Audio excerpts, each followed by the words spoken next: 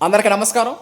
ఈ రోజున మొత్తం 4 ఊర్లకి 5 రైస్ బ్యాగ్స్ పంపించిన జరుగుతూ ఉంది. ఈ రోజున మనం ఎంజీబీఎస్ హైదరాబాద్ తెలంగాణ రాష్ట్రంలో ఉన్న ఎంజీబీఎస్కి, అదేవిధంగా విజయవాడ, నెక్స్ట్ పాలకొల్లు, పశ్చిమ గోదావరి జిల్లా, గోదావరి పేరులోనే ఉంది వరి, పశ్చిమ గోదావరి జిల్లా.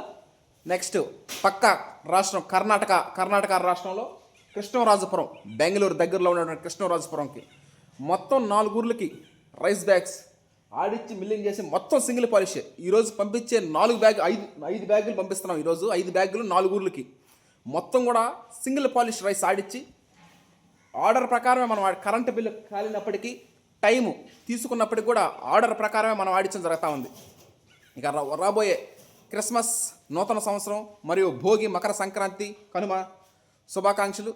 ముందుగానే రైస్ అయిపోతుండగా ఒక 3 రోజులు ముందుగానే మనం కానీ ఇంటిమేట్ చేస్తే మనం ఆడిచ్చి మిల్లింగ్ చేసి ప్యాకింగ్ చేసి ట్రాన్స్పోర్ట్ చేయడం జరుగుతూ ఉంటుంది. వినియోగదారుల గమ్యస్థానాలకు చేరినప్పుడే అది అంతిమ విజయం. అదేవిధంగా ఈ రోజునే Telangana Sona, the pride of Telugu Indian rice RNR 15048 నారు పెరుగుట ప్రక్రియ కొనసాగుతూ ఉంది. ఒక పక్క నారు పెరుగుట ప్రక్రియ ఈరోజు రాత్రికి నిద్ర చేసి రేపు ఉదయం నారేత the pride of Telugu Indian rice CVR పత్తులో వరి సాగు చేసినటువంటి తెలంగాణ సోనా రేపు నారేత ప్రక్రియ ప్రారంభమవుతుంది. ఇది ఇప్పుడు మనం పండించే ఈ వరి సాగు వచ్చే సంవత్సరం మార్చిలో హార్వెస్ట్ చేస్తాం.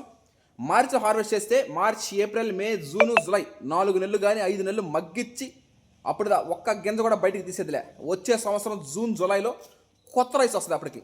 అప్పటి వరకు మనం పాత రైసే ఈ పండగలకి, ఈ క్రిస్మస్, నూతన సంవత్సరం, సంక్రాంతి, ఇదేవిధంగా శివరాత్రి, ఉగాది, ఇలా ఈ పండగలన్నీ ఈ పాత రైసే మనం తినడం జరుగుతూ ఉంటుంది.